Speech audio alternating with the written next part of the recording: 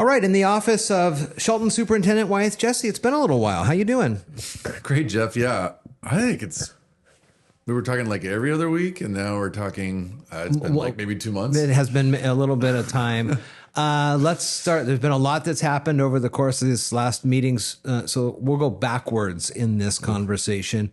School board meeting this week had some great performances by kids that were playing what Marimba. looked to be some real percussive instruments, and then maybe some made percussive instruments. Yeah, the tubes and stuff. The tubes underneath the xylophones, Yeah. right, to just accentuate the sound and carry it. I saw him bring in that equipment too into Mountain View, and boy, I tell you, those kids just took right to it, right? Like it looks easy to play the xylophone, but to coordinate that, to make the noise, and just the right lever, right? Yeah. And so really cool. And that one girl, the xylophone was way bigger than the girl, and Director Waylander definitely had it right when he's like, be careful. That thing's way bigger than you. And she was pounding hard, getting the good bass sounds on it. It was a pretty cool sight.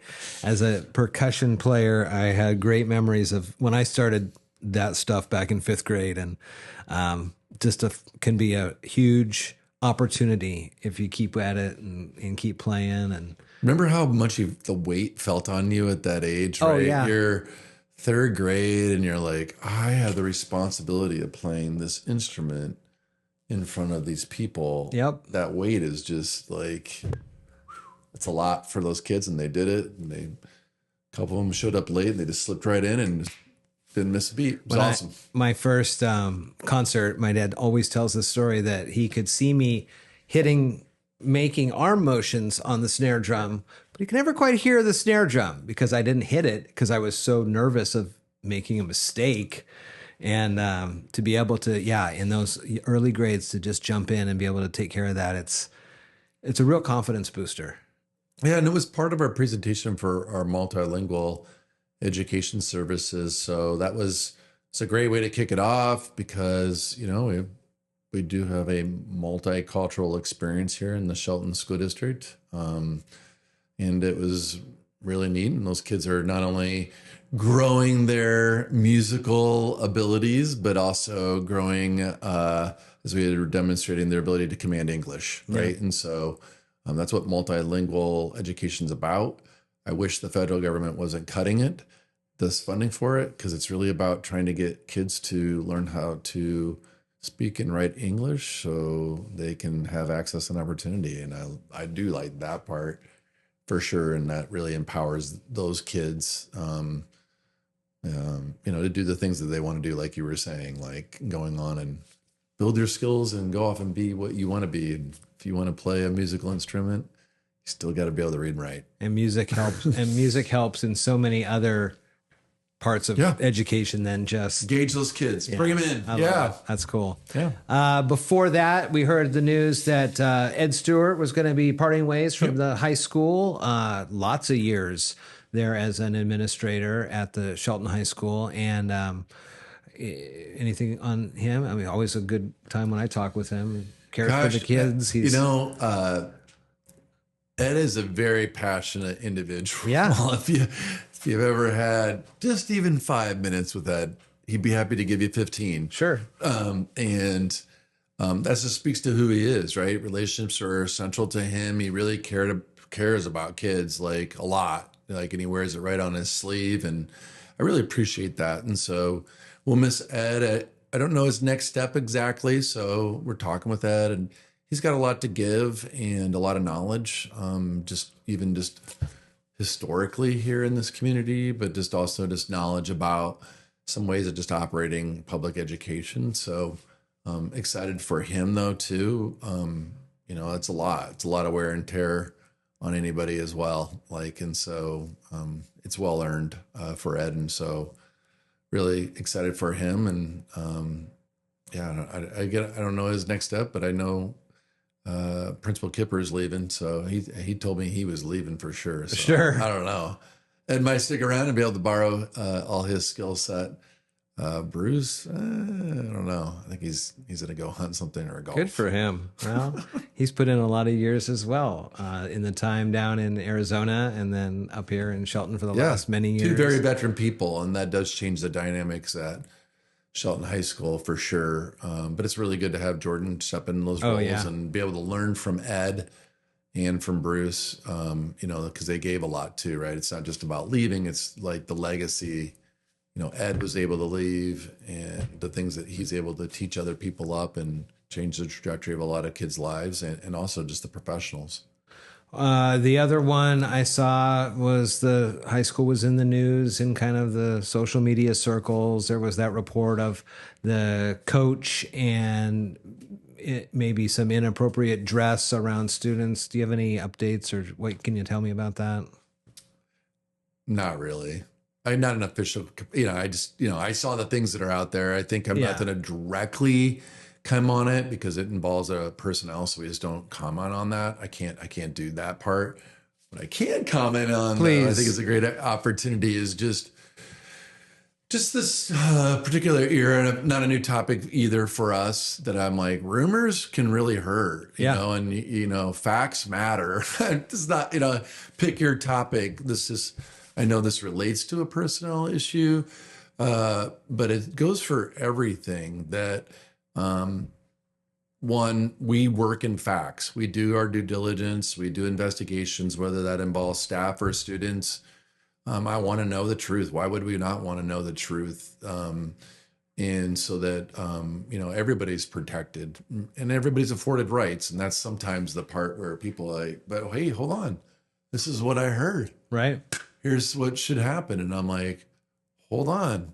There are a lot of facts usually involved in a lot of situations. And so what's the best, getting all that information, doing the right investigations that we do either internally or we have from external experts that are not employees of the Shelton School District that able to figure out, pull the facts, then we make a determination. There's very standardized ways of handling situations. And so we want to do that because at the end of the day, I want to keep students safe, staff safe. And the problem with a lot of the rumors or the misinformation that goes out there is that it in turn ends up eating a lot of time and energy towards things that take away from other things that can get done. And it's just a unfortunate part of our society these days. People are wielded with a lot more of a megaphone, and I love freedom of speech, but your words do hold weight. I was talking to a friend of mine who was on a panel for scholarships, and the end of the school year is coming up, and they were looking at kind of the grade point average of the students and overall, and they're like, well, wait a second, this grade point average isn't the best here. And my friend said, whoa, hold on though.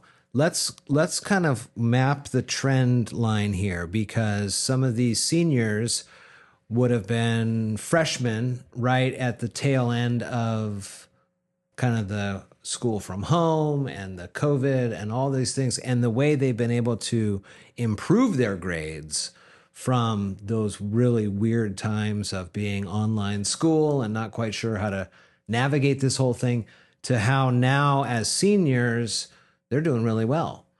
So kind of an interesting trend on how, people were talking back a few years ago, the kids, and they're feral, and they're feral, they're not able to engage and interact in those same ways. And now that we're 4 or 5 years from all of this, 6 years from all this, what are some of those trends that you've seen since you? Well, I guess it's probably from when you came on board. Yeah, been a long journey, but a very rewarding one. So much to say here, really, Jeff. Some of the things specific to the Shelton, you're talking about specifically the Shelton School District, right? Yeah. Because public education has its right. You're kind of big scope, COVID, right? All this research. I was at a conference recently, and man, I tell you, they were just like, the researchers are just like, Yeah, you're lucky if you even able to just hold on and held study in student performance, let alone growth. Right. A lot of people are declining because still it's been a real challenge for a lot of districts to get their handle on this because they never were able to reel it in. Speaking of feral, is really get their arms around it, address the mental health issues, really back to building relationships, really skill building and making kids feel confident, empowering them, right? Inspiring them. We do that here. And it was hard work. I get it. It wasn't always popular either. But you got to lean in to know, again, back where, what is the evidence-based research that really supports kids? And you got to do it and you got to go along that journey. It's unmistakable here. I all the time, like just at Mountain View yesterday, kids are coming up. I was with one of the board directors, Director Gilmore, and kids walking up to kids walking up to us just after testing in the morning, right? You know how exhausting the tests are. Yeah. I'm sure your son, like when he does testing, he's like, that was a lot. My kid who's in high school, Dad, that's a lot, right? Those are exhausting, right? I'm so smart. I'm so capable. I'm ready to go. Look at what I'm learning. Like, show us math, show us their reading. I got it. I asked one kid, I go, how you do it? Like the teacher's like, oh, they did all the tests because, and this one kid's just looking like a little dazed. And I go, are you doing all right? And he just gives me a big thumbs up. I got it. I'm just like blown away. That's awesome. Right? I'm just trying to, and you can see it in the high schoolers and taking leadership, and doesn't matter which kind of class I walk into, these kids feel better about themselves. It's not just about the academics.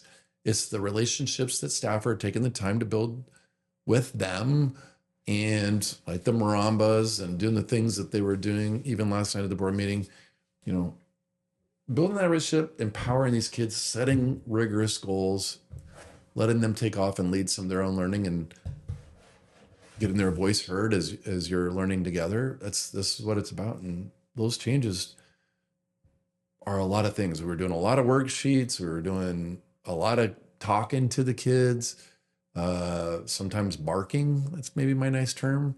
That doesn't work. So taking the time to listen, to understand each student's story, strength, and need, and then working as a team to address it, because there are complex kids. All of them are. And so just trying to figure out the right formula and working alongside the parents to get the kids where they're at. So it's really good. Good.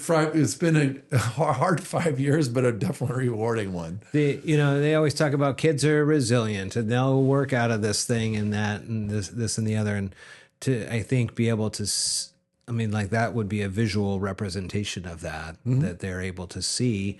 Yeah, it was a tough time and things did change, but these kids are moving forward. And that growth, especially when it comes to a grade point average that may have been not so good at the freshman year because of all the things, is now, if you just look at senior year's grades, they're presumably a lot better. So that's cool. Yeah, we got the right formula for success here. And so now we just gotta, it's good growth.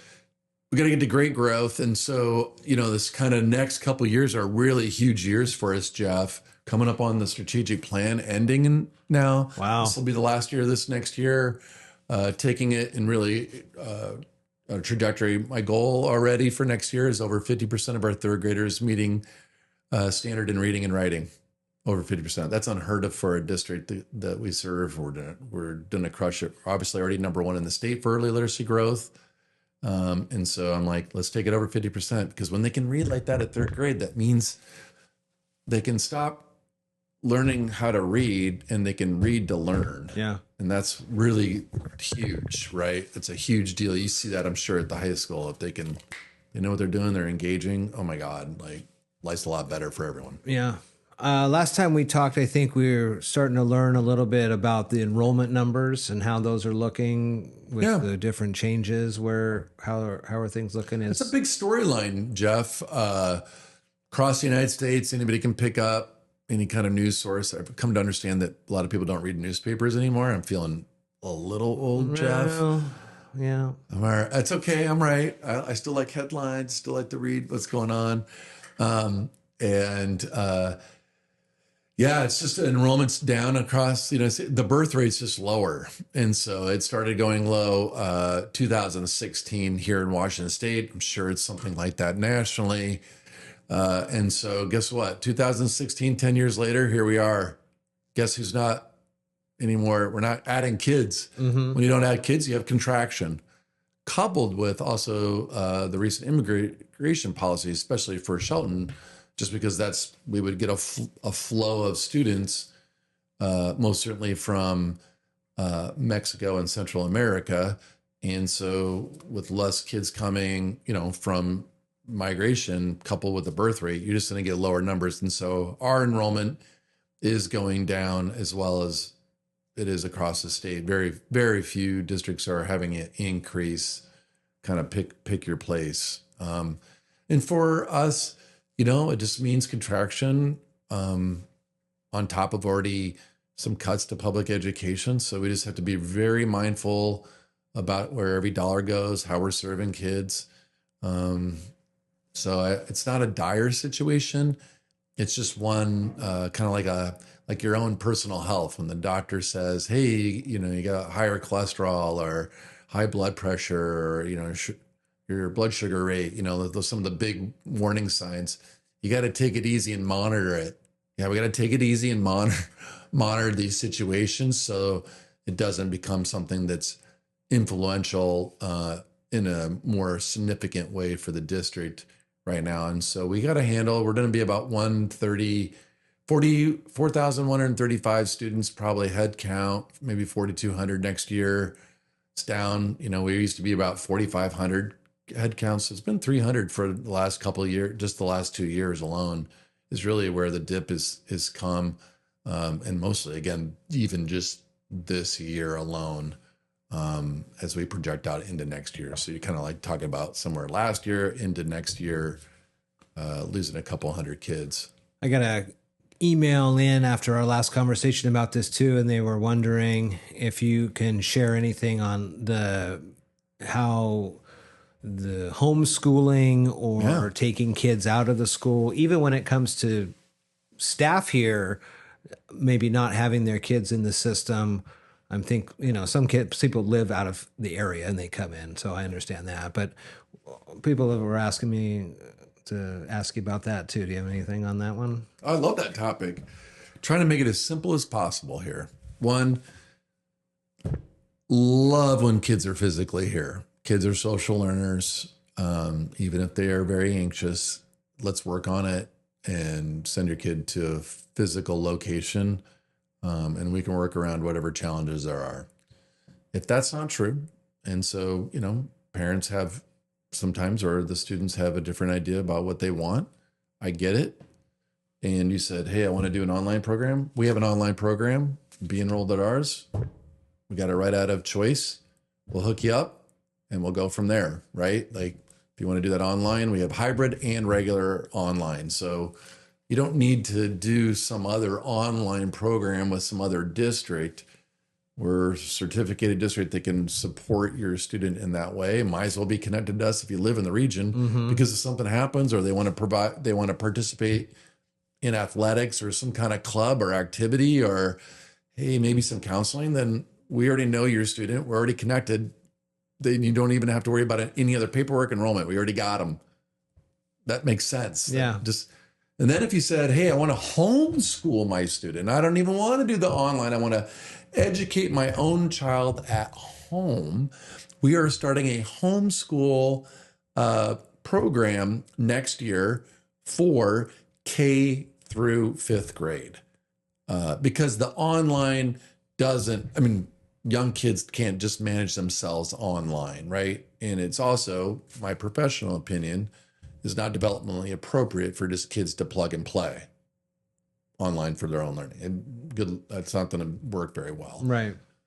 And so this way, kids learning at home, especially those younger kids, right? K through fifth grade, they got that. We'll have our own resource teacher. We'll have a certificated teacher managing that so that when families can come in, we can do a couple hours of tutoring and getting update, help fill in some gaps of knowledge, or resources that we can get back to the guardians or parents so that they can go off and kids can do, continue with their learning at home, right? So it's a resource center that has both materials that are developmentally appropriate across contents, and also we can fill in some of the gaps about teaching, core concepts.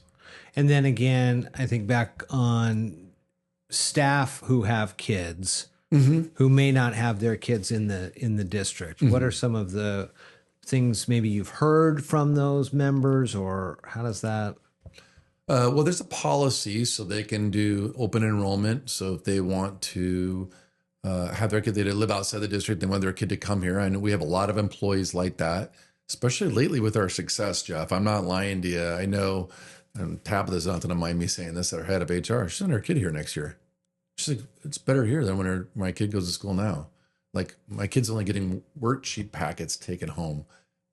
My kid here will get a book, books, a book baggie, a log, telling them how to do it. They'll be having writing assignments that are authentic, and they're going to be engaged and empowered to do what's appropriate at his own reading level. Like, so I get it. Come and enroll right here. Scotty at the front desk, call the front desk. We'll process you through his online form, or come on down and fill it out if you need to. We'll help you with that. And then we can, usually a lot of times the staff member wants their kid to go to the school where they work if it's at that grade level. So we can do, again, that's all in policy. I heard it's common, like it's not just the Shelton policy. Most districts do it that way. This probably could be a whole nother conversation, but I was reading another article the other day about this generation of kids is some of the first generations where they're not able to critically think as deeply as past generations, and they think a lot of it has to do with the technology and the screens, smartphone, and bringing in the Chromebooks and things like that. Is that something that you're having kids have handheld books that they're reading, paper books that they're reading, and things like that? But is that something that you're keeping your eye on, or the statewide or nationwide or whoever, that the trend is not moving in an upward direction as compared to like when I don't know how to say this, but like, you talk about you want your kids to have a better life than when you were a kid, and each generation should be better. But it seems like with the technology, it's reversing in that. Correct. Is that it? I'm super passionate about this topic. As you know, I try to keep right up on the research, and exactly, the tail end when smartphones came, this is kind of international assessment that they give at the 4th and 8th grade called the NAEP. And when you start to see the dip in the scores, there's been the kids that were the most brilliant was when I was in school, of course. Sure. Why not? Hey, I'm a product of public education. I'm just laughing. I'll give you that. I think it was like early 90s, which in reality, like I was out of high school, but I think it peaked somewhere in the early 90s, whatever. Probably when you were taking the test, Jeff, somewhere in 8th grade, right? Like, sure. So like, hey, that was when it tipped, and it's kind of slightly gone down. And then right when the smartphones came, it significantly dips to this point. That's a red flag amongst other information and data that is now, because there's never been an association with putting a laptop or a device or an app in a kid's hand and that they learned better than it would have in the more old school, right, paper model than it was. So there's nothing to say that is advancing kids more than what people would typically think of as getting education. That really bothers me. And it really bothers me about how we talk about public education as if we need to go find another answer. Again, the Shelton School District is a model for what you should do in order to best serve kids. One, build a relationship, engage those kids in learning. If you don't have that, no matter what you say or give them, it won't matter. And then the whole thing then is because you had a person-to-person conversation, right? That is the power of that piece. That's why I want please send us your kids to the physical education. Please let us and have my staff build a relationship with your child to understand their story, strength, and need. And then we can literally teach into the moment, to setting goals with the kids and getting them to be the fosters of learning. But a device doesn't do that. You think about how you interact differently with a device. It seems very much just one way. I mean, my thumb might move on the screen or whatever it is, but it's not a very input-driven process where I'm further empowering. It's not like I'm coding out this thing. And nowadays with AI, that the AI is going to do the coding for you even. Mm-hmm. So the critical thinking is not going to happen. You're not going to have an interaction. It's one way. You're just digesting information and whatever accuracy of that information. And then you have the way you synthesize the higher order thinking is taking a lot of information and synthesizing, mulling it over, and then putting it together in a way that is communicating what you're learning from this onto others, and then further debating and interacting with it, right? And so the device just doesn't do it. And funny, I was telling our administrators, I said, you know what the most powerful thing is to really take that process is writing. Because you're taking in a lot of, when you do a research paper, you probably recall when you did one, your brain hurt because you're taking in this information and you are summarizing it, and then you're trying to make connections with things, and then you're trying to then communicate what it is and advancing sometimes your own position, what kind of paper or genre you're into. That is really powerful. And I know that's a long way of answering that question. What I hope the listeners are hearing, and that everyone is, I'm super passionate. Please, putting a book in a kid's hand rather than a device, getting kids to write or even draw, putting things together, Legos, building things, going out and digging dirt. All those things are advancing kids in more creative ways to advance their own thinking than it is a device. And the research tells you that. Shelton School District doesn't rely on those devices. And that's why. That's ultimately, for your core learning, you have to have it. Well, we covered a lot today, as we usually do, and the next time we'll meet sooner so we can focus in on some of the things as we get ready for the end of the school year and other things that pop up as well. But I appreciate the time and answering those questions. And again, if any listener has questions for me, they can always email me and I'll get them off to Wyeth here, Superintendent of the Shelton School District. Thank you. Thank you. Let's visit a little sooner. I think so. Right. I think so.